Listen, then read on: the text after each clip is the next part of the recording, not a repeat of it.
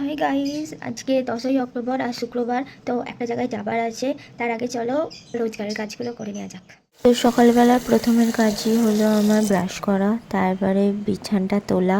এটা হলো সবথেকে বোরিং কাজ, আমার একদমই ভালো লাগে না। তারপরে একদম ডাইরেক্ট চা, কারণ আমার বাপি কালকে সিয়াসিড ভেজাতে ভুলে গেছে। তারপরে গিজারের সুইচ অন, আর স্নানও কমপ্লিট। স্নান কমপ্লিট। তো কোথায় যাবো আমি সেইটা আগে বলি। তো সকালবেলা যখন আজকে উঠলাম, তো মা বলল যে পাড়ার সব পাড়া মানে আশেপাশের যে জেঠিমারা কাকিমারা আছে, দাদারা আছে, তারা নাকি আজকে ওই তারকেশ্বর যাবে বাবার রাজবেশ পড়ানো দেখতে। তো মা বললো আমি যাবো, তুই কি যাবি?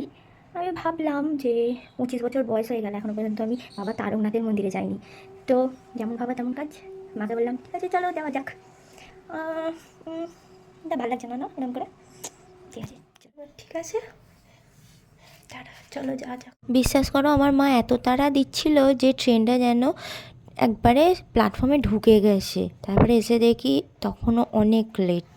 তো আমার মাথা তো গরম হয়ে গিয়েছিল। টাটা করো। দাদাকে দেখেছো, আমি টাটা করতে বললাম হাই করছে। তারপর ট্রেন আসে, উঠে দেখি এত ভিড় এত ভিড়। আর নামার সময়তে বাবারে বাবা, সব তো মারামারি লেগে গিয়েছিল। এখানে দেখো আমার মা কিন্তু অনেকটা রেগে গেছিলো, কারণ আমার মাকে নামতে দিচ্ছিল না একজন। তারপর অবশেষে কামারকুণ্ডুতে নাবি। আর কামারকুণ্ডুতে ওপর লাইনে মানে এই জায়গাটা পার্টিকুলার, এই জায়গাটা আমার এত ভালো লাগে ফটো ভিডিও তোলার জন্য, একদম বেস্ট জায়গা। তারপর ট্রেন চলে আসে তারকেশ্বর যাবার, তারপর নেবেও পড়ি। আর স্টেশনে নেবে আমরা পায়ে হেঁটেই মন্দিরের দিকে রওনা হই।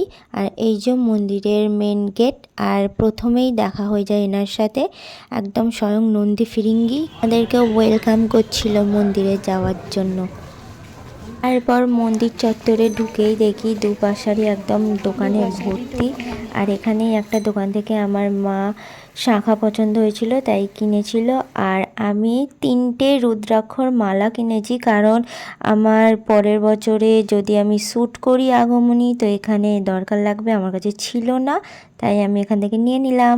তারপরে এই যে মন্দিরে আমরা এবার প্রবেশ করব, মানে ওখানে তো আর ফোন ভিডিও কিছু অ্যালাউ নয়, তাই সব কিছু রেখেই যেতে হয়েছিল। আর এই দুধ পুকুর পর্যন্তই আমি ভিডিওটা নিতে পেরেছিলাম, তারপরে ফোনটা পকেটে পুরে নিয়েছিলাম। তারপরে মন্দিরে পুজো দেওয়ার শেষে এই যে মন্দিরের যে প্রসাদ, মেজমা সবাইকে এক এক করে খাইয়ে দিচ্ছিল, আর কিছুটা ছিল সেটা বাড়িতে নিয়ে আসার জন্য রেখে দিয়েছিল। তারপরে আমরা আবার রওনা হয়ে যাই আমাদের বাড়ির উদ্দেশ্যে।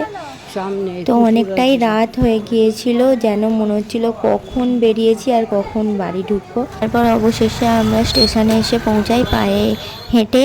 আর এসে দেখি তখন ট্রেন দাঁড়িয়ে আছে আমাদের জন্য। আর এই পুচকিটার সাথে আমার খুব ভালো বন্ধু হয়ে গিয়েছিল, আমাকে তো ছাড়ছিলই না। দেখো না, আমার একবার হাত ধরছে আর একবার ওর মায়ের হাত ধরছে। তো তারপরে সবাই মিলে ট্রেনে উঠি, আমাদের বাড়ির পথে রওনা হই। আর লিস্ট আমরা বেগমপুরে নামি, আমাদের টোটো দাঁড়িয়েছিল।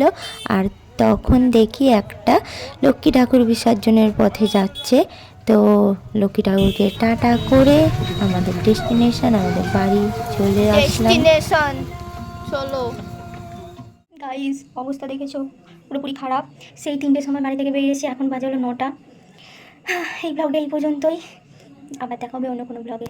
Good night, tata.